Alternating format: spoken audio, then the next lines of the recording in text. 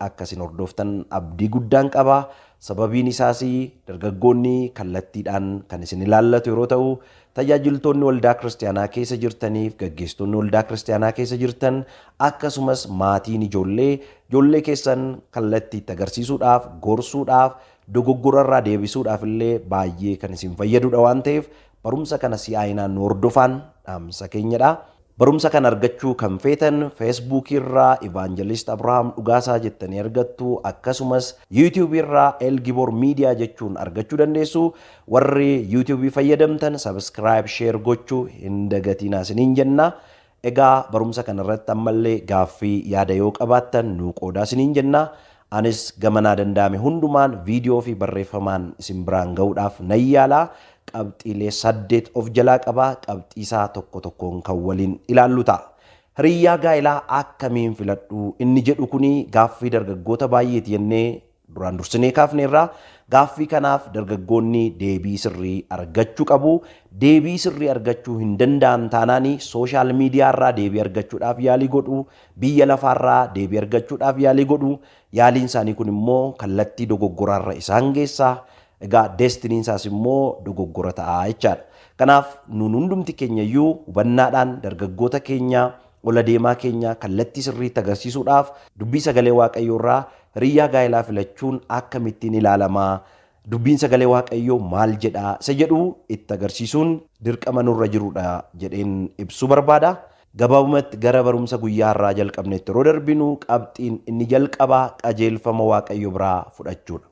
Raajii Isaayyaas boqonnaa 48 lakkoofsa 17 deemnee gaafa laallu ani Waaqayyo gooftaa keetii jedhee jalqaba. Kutaa sana keessatti wanta waa'ee siif baasu kan si barsiisu, karaatirra deemturres kan si gaggeessu anadha jedhee dubbata. Kanaaf gaggeessaan keenya, barsiisaan keenya Waaqayyodha waan ta'eef kan inni nu barsiisuuf, kan inni nu gaggeessu immoo karaa sagalee isaa ta'uu hundumti keenya beenna.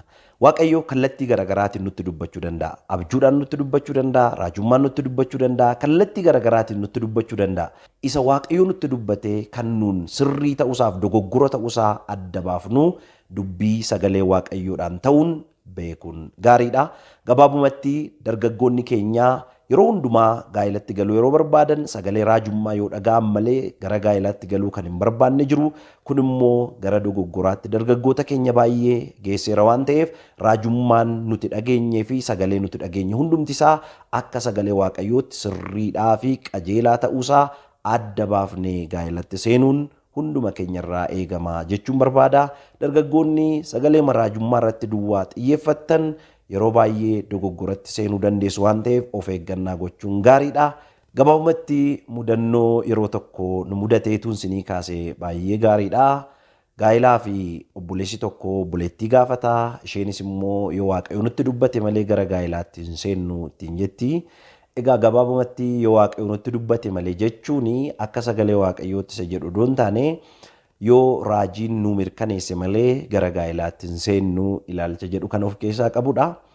Egaa akka Waaqayyootti dubbatuuf innis raajii hin beellame, raajichi dhufuu hin dandeenye, yeroo lammaffaaf hin beellamanii ammas dhufuu hin dandeenye, yeroo sadaffaa irratti taa'ee jilgeenfatee akkasittiin jedhe. Obboleettii kokkottu Waaqayyoon hin kadhannaa yoo jilgeenfanne nutti dubbatu jedhee gaafate.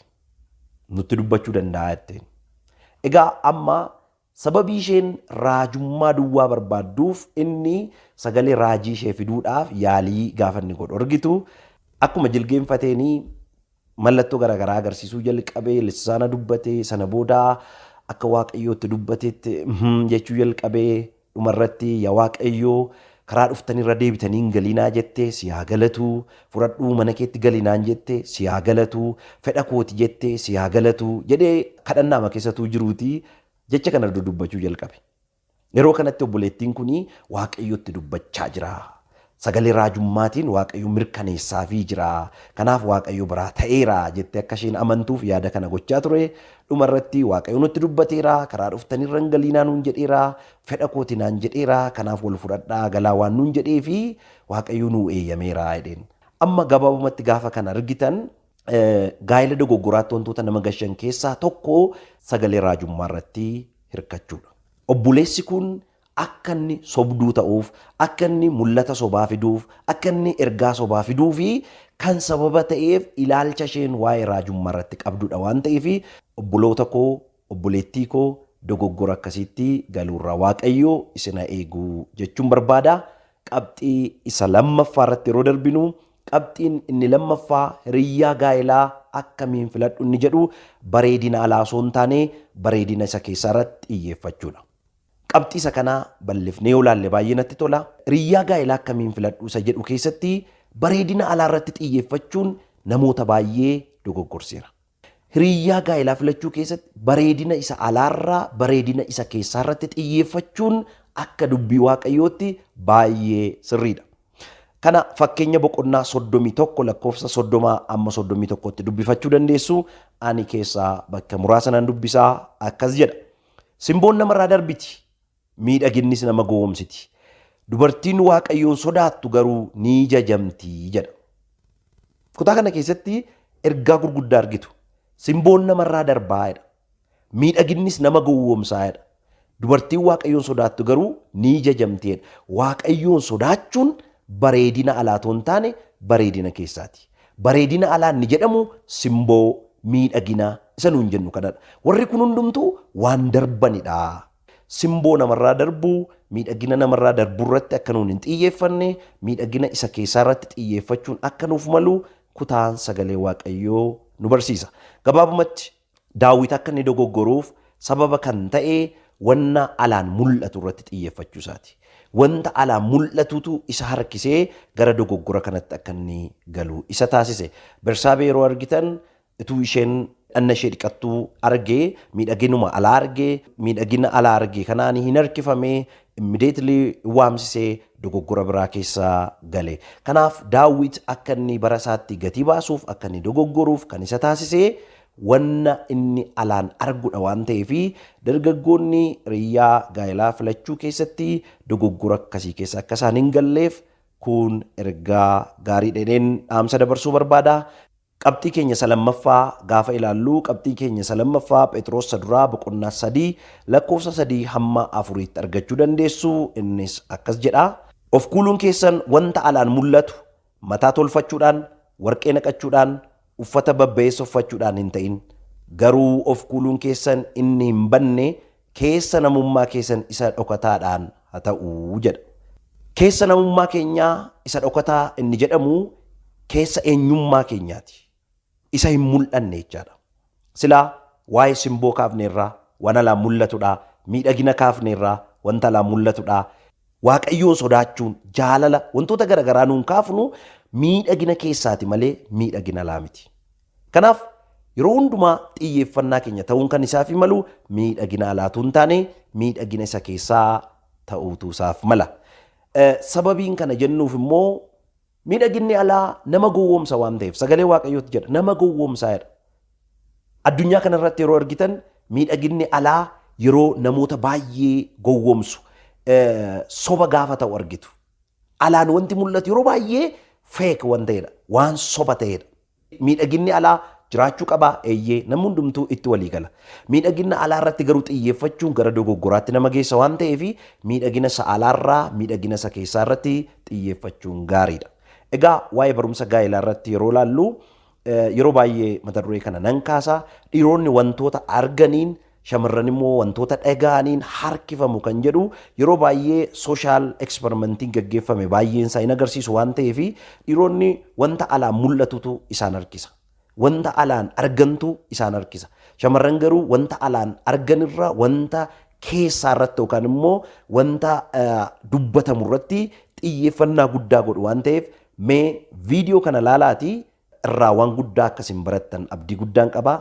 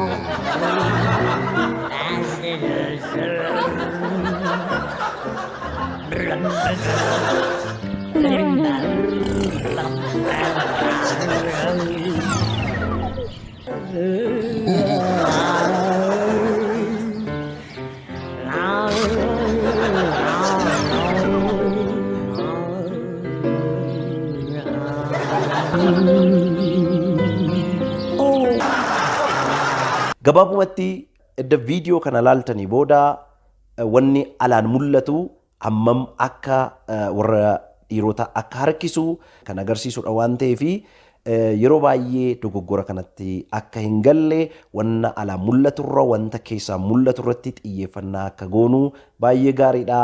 Dhiironni yeroo baay'ee rifeensa bareedaa gaafa argan harkifamuu danda'u, guntuta gaafa argan harkifamuu danda'u, teessuma namootaa gaafa argan harkifamuu danda'u. Wantoonni alaan mul'atan kanaanii harkifamuun dogoggora guddaatti dhaloota gashuu waan danda'uu fi wanta alaan mul'aturraa wanta keessaa mul'aturratti xiyyeeffachuuti gaariidha. Rifeensi namarraa caccabee baduu danda'a. Guntunni amma dhaabbatee jiru gaaf tokko kufuu danda'a. Teessuma isin argitan har'a bareedee mul'achuu danda'a. Bor akka sanatti arguu dhiisuu dandeessu. Kanaaf wanta alaan mul'atu irratti xiyyeeffachuun dhaloota dogoggoratti geessa. Jireenyumti biyya lafaarra jiru baay'een isaa jireenya sobaati. Simboon namarraa akka darbu miidhaginni akka nama gowwoomsu ilaalleerra kana duwwaa miti. Addunyaan kun sobaan kan guuttedha. Bifa sobaa qabdii, halluu sobaa qabdii, kosmootikii sobaa qabdii, wantoota garaagaraa qabdi waan ta'eef kanallee argitanii akkasiin deebitan abdii guddaa qaba. Namuma bifaan gurraacha ta'e diimessanii agarsiisuu danda'u. Kosmootikiidhaan of jijjiiruun nama jijjiiruun addunyaa kana keessatti yeroo ammaa baay'inaan kan mul'achaa jirudha waan ta'eef adaraa waan kanaan hin dogoggoriinaa isiniin jechuun barbaada. Dhiironnis body part isaanii sheeppii kan qabu fakkeessanii kan ittiin mul'atan artificial kan ta'e addunyaa irratti gurguramaa jira. Kanaan kan goonfamtan yoo jiraattan irraa of eeggadhaa jechuun barbaada. Rifeensa sobaallee kan qaban jiru mee viidiyoo kana laalaati deebi'aa.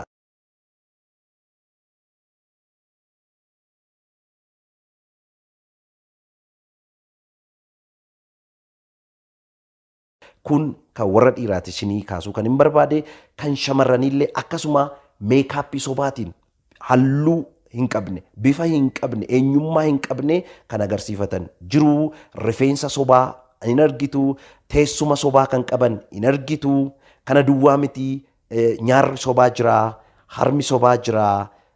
Waan baay'ee sobaan kan guutame addunyaan kun sobaan kan guutamtedha waan ta'eef miidhagina alaa duwwaa ilaaltanii gara gaa'ilaatti seenuun dogoggora guddaatti isin gasha waan ta'eef kanarraa of eeggachuun dhaamsa obbolummaa kootii gamanumaan hubannaa gahaa godhachuun isinirraa eegama. Gara qabxii sadaffaatti yeroo darbinu jaalalli dhugaa jiraachuu isaa mirkaneeffachuudha. Jaalala dhugaa jiraachuu isaa mirkaneeffachuu jechuun jaalalli sobaa waan jiruuf jaalalli dhugaa jiraachuusaa mirkaneeffachuu jenna. Jaalala sobaa kan jaalatan jiru. Jaalala sobaatiin kan nama gowwoomsuu barbaadan jiru. Ani siin du'ee ribanna qabuu didee nyaatannaa nyaatamuu didee jechuudhaan jechoota nama sossobuun dhaloota gowwoomsuu kan barbaadan shamarran gowwoomsuu kan barbaadan namoonni baay'een jiru waan ta'eef kanarraa of eeggachuun isinirraa eegama. Jaalala sobaa kan qaban sobaan kan namatti dhiyaatan baay'eetu jiru waan ta'eef hubannaa argachuun isinirraa eegama. Waan argatan tokko argachuudhaaf kan namatti dhiyaatan jaalala fakkeessanii kan namatti siqanii jireenya namaa balleessan, jireenya namaa mancaasan baay'eetu jira. Macaafa abboota firdii boqonnaa 16 lakkoofsa 1 kaaftanii gaafa laaltan seenaa Samsooniin ilaaltu. Samsoon jireenya isaa keessatti dogoggora inni dogoggora iddoo sanatti argitu. Daliilaan gowwoomsiteetti. Jaalala sobaa jaallatteetu. Inni isheen jaallattee qarshiif jetteetu. Qarshiitu laatameef nama kana nuu kuffisi yoo nuu kuffiste nuuni kana sii goonaa kana sii raawwannaa jedhanii waadaa galaniiruu fi waadaa isaan galaniif kana raawwachuuf jechadha kan isheen sin jaalladhattiin jette. Kun jaalala sobaati. Qarshiif jedhanii kan nama jaallatan jiru. Sadarkaa barumsaaf jedhanii kan nama jaallatan jiru. Sanyiif qomoof jedhanii kan nama jaallatan jiru. Jaalalli haala irratti hundaa'e baay'ee hamaa fi of eeggannaa kan barbaadu. Inni kan biraanii raajonni sobdoonni ergaa isaan dabarsanii jaalalatti kan galan jiru. Waaqayyo fedha kooti siin jedheera jedhanii ergaa isaan waaqayyo biraa tun fuudhiin dubbatanii namoonni gara gaa'ilaatti galan jiru waan ta'eef kanaaf ergaa dhufu hundumaa qorree ilaaluun isa sirrii ta'e keessaa fudhachuun nurraa eegama. Akka qorru sagalee Waaqayyooti nutti dubbata. Kana baruu yoo barbaaddan ergaa Yohaannis isa duraa boqonnaa 4 lakkoofsa 1 dubbifachuu dandeessu. Egaa hafuura hundumaa hin amaniinaa qoraa ilaalaa kan jedhu sagalee Waaqayyooti waan ta'eef isa sirrii keessaa fudhachuun gaariidha. Inni kan biraan abjuu dogoggoraati. Abjuu dogoggoraa. Egaa abjuun baay'ina hojiirraa namatti dhufuu akka danda'u, haalota garaagaraarraa namatti dhufuu akka danda'u macaafni qulqulluu nu barsiisa. Kana macaafa lallabaa boqonnaa 5 lakkoofsa 3, macaafa lallabaa boqonnaa 5 lakkoofsa 7 yeroo dubbiftan abjuun maalirraa dhufuu akka inni danda'u kutaa sana keessatti bal'inaan ni ibsa. Kanaaf abjuu ofii irratti hirkachuun akka nuuf mallee sagalee Waaqayyoo waan nu barsiisuu fi namoonni baay'een abjuu isaaniitiin namoota argan akka Waaqayyo waan gaa'ilaaf isaanii eeyyametti ilaalanii kan fudhatan jiru. Kun dogoggora ta'uusaa isinitti himuun barbaada. Kanaaf mee taati ilaalaa dargaggoonni. Jireenya keessan ta'a ilaalaa. Abjuu keessan keessatti nama meeqa argitan? Warri dhiiraa shamarran meeqa argitan? Warri shamarranii dhiirota meeqa argitan? Namoota abjuun argitan hundumaa wajjin gaa'ila raawwattu tuu ta'ee akka Solomoon haadha manaa 1,000 qabaachuun isiniif malaa jechaadha. Sababa kanaaf nama abjuudhaan argine hundumaa gaa'ilaaf yaaduun gara dogoggoraatti waan nu geessuuf gara sirriitti deebi'uun gaariidha. Inni kan biraan milikkita dogoggoraa fayyadamuudha. Namoonni baay'een milikkita dogoggoraa fayyadaman jiru. Macaafa qulqulluu keessaa abboota firdii boqonnaa 11 lakkoofsa 30 hamma 34tti ilaaluu dandeessu. Egaa al takka takka milikkita dogoggoraa fayyadamuuni gara murtoo hin taanetti nama geessuu waan danda'uu fi milikkita dogoggoraa fayyadamuurraa of eeggachuun gaariidha. Akka fakkeenyaatti isinii kaasuu danda'a. Dargaggeessi tokko gaa'ila keessa galuudhaa fi milikkita dogoggoraa yeroo inni fayyadamu akka fakkeenyaatti olaallee har'a gara waldaan deemaa namni karaa mirga koo taa'ee Waaqayyoo gaa'ilaaf akka itti naa eeyyamtu fedha keenaaf haa ta'u maqaa Yesuusiin ameen jedhe yoo ka'e namni waggaa 60 dhufeetu karaa mirga isaa taa'ee gaa'ila sana raawwatamoo raawwatu jettanii ilaaltan wanta ta'uu hin dandeenyedha waan ta'eef milikkita dogoggoraa akkasii fayyadamuun yeroo baay'ee namoonni milikkita dogoggoraa fayyadaman jiru waan ta'eef of eeggannaa akkasii godhachuun gaariidha. Jecha Ingiliffaa tokko baay'ee kan natti tolutuun isinii dubbisee gaariidha.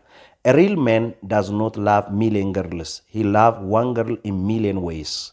Egaa gabaabumatti jechi kun namni dhugaanii dubaroota miiliyoona tokko jaallatu hin taane nama tokko karaa miiliyoona tokkoon jaallachuudha isa jedhuudhaan nuni nama miiliyoona tokko jaallachuu miti kan nurraa eegamu. Nama tokko karaa miiliyoona tokkoon jaallachuun kennaa keenya adda baafannee karaa miiliyoona tokko jaallachuun nurraa eegamu waan ta'eef isa kana akka goonu Waaqayyo nu haa gargaaru. Suura kana akkasin ilaaltan nan barbaada. Namoonni kuni namoota Jaappaan keessa yeroo ammaa jiraatanidha. Gaa'ilaa dhaabbachuudhaaf qophii hundumaa xumuraniiru. Isheen sanyii mootiiti. Inni maatii hiyyeessaa keessaa kan dhalatedha. Isheen sanyii mootii waan taateef yoo nama hiyyeessa kanatti heerumte sanyii mootii keessaa baataa, qomoo mootii keessaa baataa jedhanii akeekkachiisi guddaan laatameeraa fi kun egaa miidiyaa biyyi Jaappaan hundumaa kan irratti mari'achaa jiraniif dubbachaa jiranidha. Isheen garuu sanyii mootii keessaa bahuu filatteetti hiriyyaa jaallattu kana dhabuu mannaa sanyii mootii keessaa bahuu naa wayyaa jettee isa filatteetti. Jaalala dhugaa jechuun jaalala haala irratti hundaa'u miti jennee nuun kaafne. Kanaafidha waan ta'eef isheen haala jiru miti kan isheen ilaalaa jirtu. Sanyii mootii ta'uu ishee miti kan isheen ilaalaa jirtu. Jaalala dhugaaf fakkeenya ta'uu kan danda'anidha. Mee ilaalaa akka isin itti gammaddan abdii guddaan qaba. Qabxiin inni afuraffaan amantiidhaan tokko ta'uudha. Hiriyyaa gaa'ilaa akkamiin hin filadhaa inni jedhu qabxiin afuraffaan amantaadhaan tokko ta'uudha. Nuuni kiristaanotadha. Kan nuun heerumuu qabnuu fi kan nuun fuudhuu qabnu kiristaanatti qofaadha. Sababiin isaa sagaleen Waaqayyoos isa kana waan nu barsiisuudhaaf Qorontos lammaffaa boqonnaa 6 lakkoofsa 14 amma 18tti dubbisuu dandeessu. An keessaa bakka tokko nan dubbisaa. Warra hin amanne wajjin walitti hin hidhatinaa, ifaaf dukkanni tokkummaa maalii qaburee jedhee iddoo sanarratti dubbata.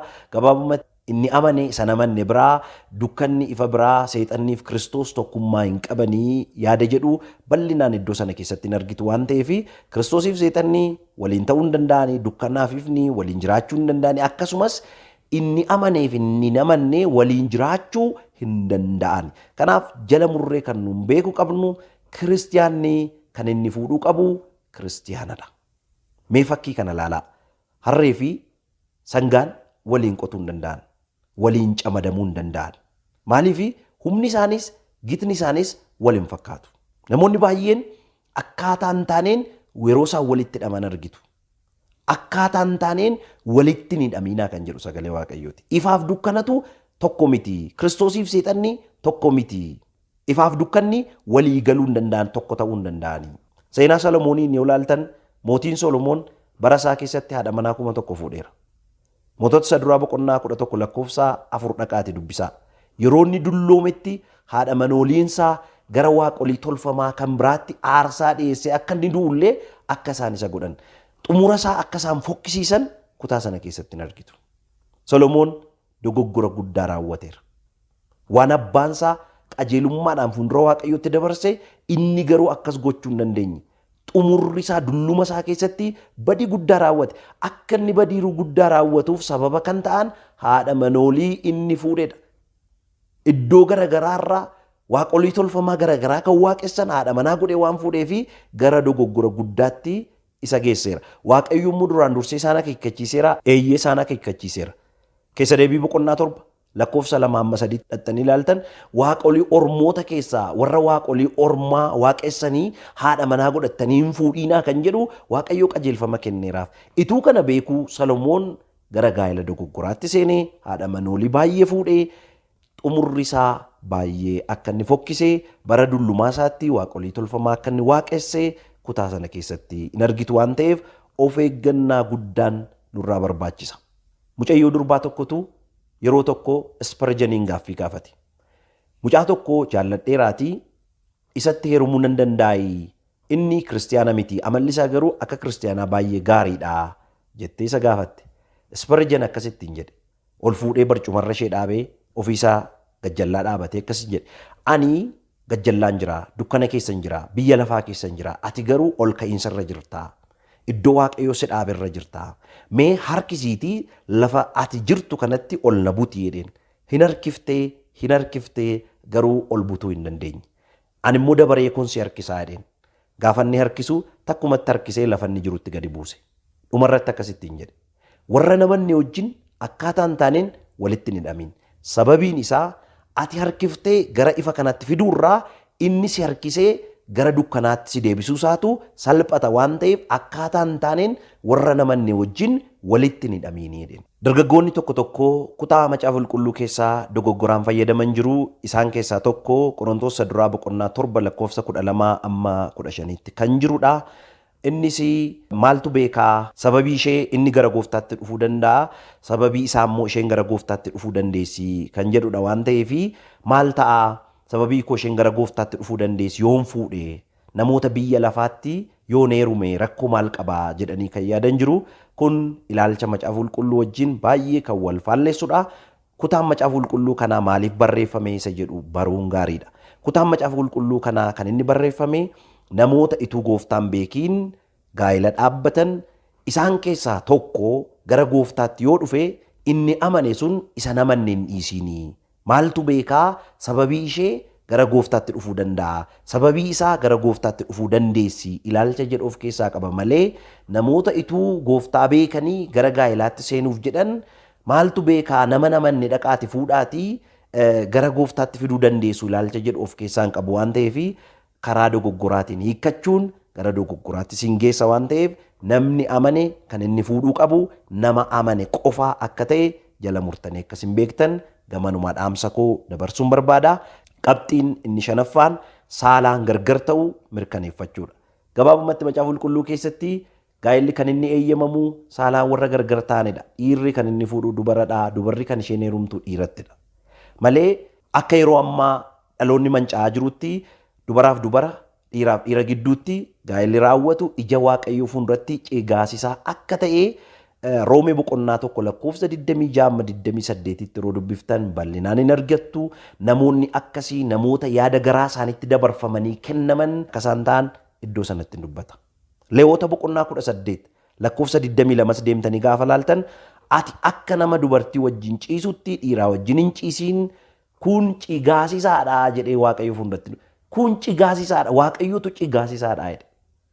Waaqayyo gaafa nama uume dhiiraaf dubara uume. Waaqayyo dhiiraaf dhiira uumne dubaraaf dubara uumne. Gaa'ilas gaafa hundeesse dhiiraaf dubara gidduutti hundeesse malee dubaraaf dubara gidduutti hin hundeessine, dhiiraaf dhiira gidduutti hin hundeessine. Kanaaf wanta Waaqayyo ciga'e, wanta Waaqayyo jibbe, wanta Waaqayyo fuulduratti jibbisiisaa ta'e kana gara waldaa kiristaanaatti fiduun baay'ee hamaadha. Egaa dhaloonni kun baruu kan isaaf malu, maatiinis tajaajiltoonni waldaas kan isin baruu qabdanii, warri addunyaa kanarratti LGBT kan jedhaman jiru. LGBT jechuun lesbian, gay, bisexual and transgender kan jedhamudha. Lesbian jechuun dubaraaf dubara gidduutti gaa'ila kan raawwatanidha. Gay kan jedhaman dhiiraaf dhiira gidduutti gaa'ila kan raawwatanidha. Bisexual warra jedhaman immoo dhiiraa wajjinis dubaraa wajjinis gaa'ila raawwachuu warra danda'anidha. Transgender warra jedhaman immoo saala isaanii warra geeddaratan, dubara warri turan gara dhiiraatti kan geeddaratan, dhiira kan turan immoo gara shamarraniitti kan geeddaratan warra jechuuti. Warri kun mallattoo isaan fayyadaman mallattoo reembooti yookaan immoo mallattoo sabbata Waaqayyoo isa jedhamudha. Alaabaa akkasii fayyadamu.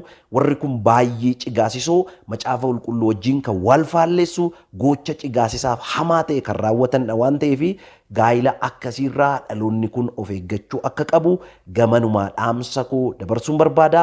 Riyyaa gaa'ilaa akkamiin filadhaa isa jedhuu fi qabxiin inni jaaffaan fedhiin garaa guutuu jiraachuusaa mirkaneeffachuudha. Gaa'ila keessatti fedhii garaa guutuu jiraachuun baay'ee murteessaadha. Fedha namoota gaa'ilaa waliin dhaabbatanii irratti kan hundaa'udha waan ta'eef dhiibbaan maatii jiraachuun qabu. Namoonni baay'een maatiidhaan dhiibamanii gaa'ila keessa kan seenan jiru.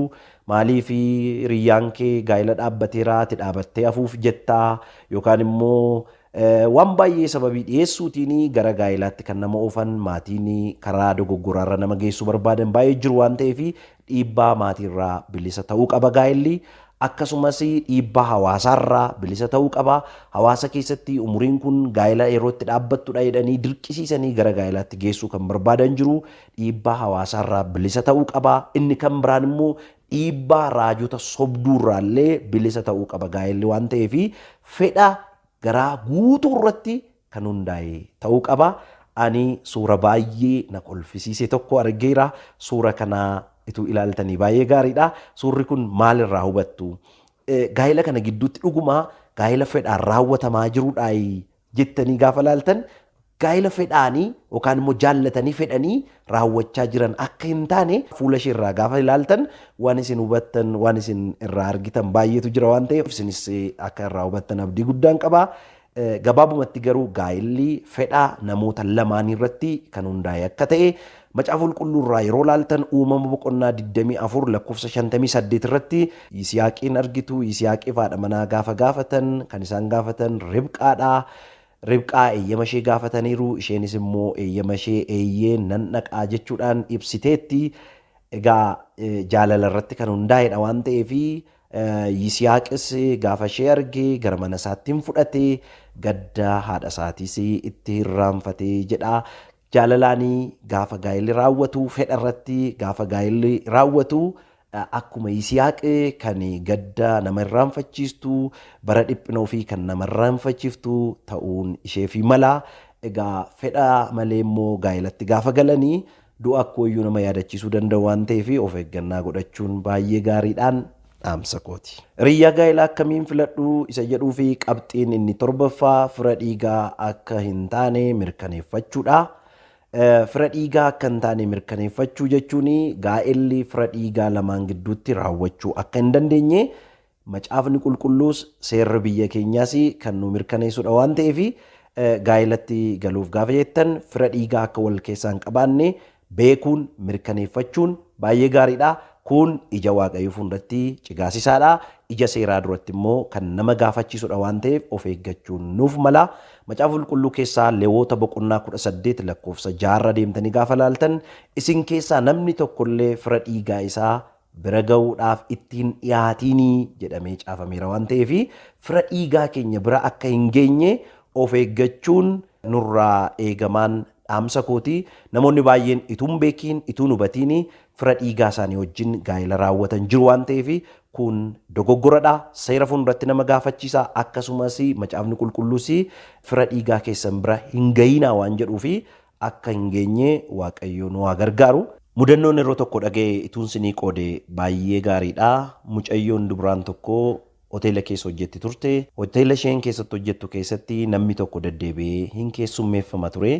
Namni kana baay'ee waan keessummeessituuf innis gaaffii gaa'elaa dhiyeessee fi isheenis immoo hoteela kana keessa hojjechuurraa ituun gaa'ela dhaabbadhee ilaalcha jedhuun gara gaa'elaatti seenti. Egaa ulfaa'uun hin hafuu garaatti baattee yeroon da'umsa ishee gaafa ga'u mana ishee sirreessuu yeroo isheen jalqabdu bakka tokkotti suura tokko argiti. Suura kanaa gaggalagashitee ituun ilaaliin duraa duuba isaa gaafa barreeffama dubbistu haadha manaa koo baay'ee ani si jaalladhu sirraa gargar ba'uu kootti baay'een gaddaa garuu baay'een si jaalladha kan jedhu iddoo sanarratti caafamee argiti. Galagashitee gaafa laaltu suurri sun suuraa haadha isheetii ture.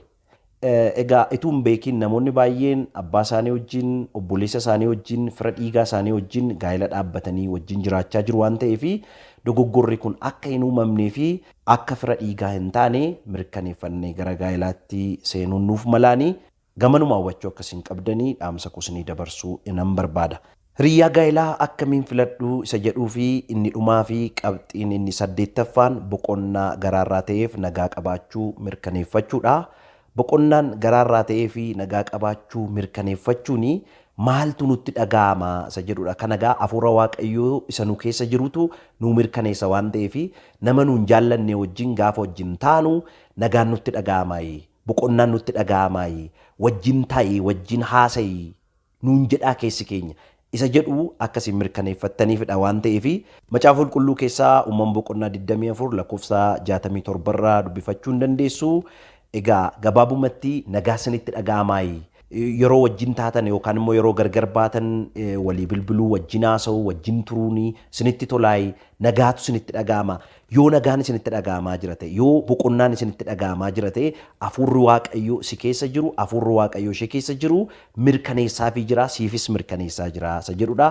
Kun raajii malee yookaan immoo waan biraa malee kan nuun keessa keenya dhaggeeffannee hafuura waaqayyoo nu keessa kaa'ee dhaggeeffannee gaa'ela sirrii kan ittiin mirkaneeffannu waan ta'eef kun miira keenya irratti kan hundaa'e miti haalota garaagaraa irratti kan hundaa'e miti hafuurri waaqayyoo keessa eenyummaa keenyatti kan inni ittiin dubbatudha waan ta'eef nagaa boqonnaan aara galfiin nutti dhaga'amaa jira taanaan kennaa keenya adda baafanneerraa jechaadha. Dhiphachaa jirra taanaan nama sanaa wajjin haasa'uu nu dhiphisa taanaan bilbiluu fi nutti hin tolu taanaan yookaan immoo yeroo inni nu bilbilu yookaan yeroo isheen nu bilbiltus nagaan nutti dhaga'amu boqonnaan nutti dhaga'amu taanaan hafuurri waaqayyoo nu keessa jiru sun nu mormaa jira jechaadha. Rileeshinii kana waaqayyoo fudhachaa hin jiru isa jedhu kan nu mirkaneessudha waan ta'eef nagaa aara galfii boqonnaa qabaachuu keenya yeroo mirkaneeffannu dhugaatti hiriyyaa sirrii hiriyyaa gaa'elaa argachuu keenya kan nu mirkaneessudha.